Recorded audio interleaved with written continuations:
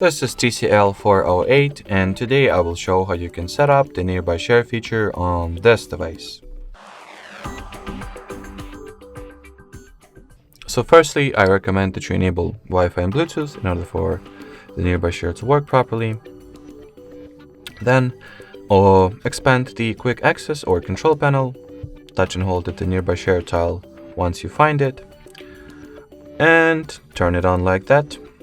Now once the feature is enabled, you can set a custom name for your phone, manage and configure its visibility,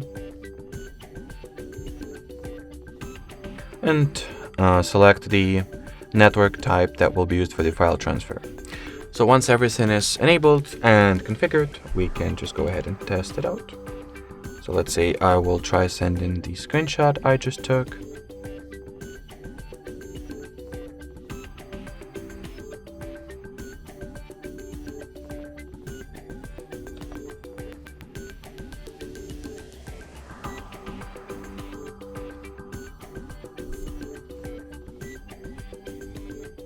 So, as you can clearly see, the picture was sent and received successfully.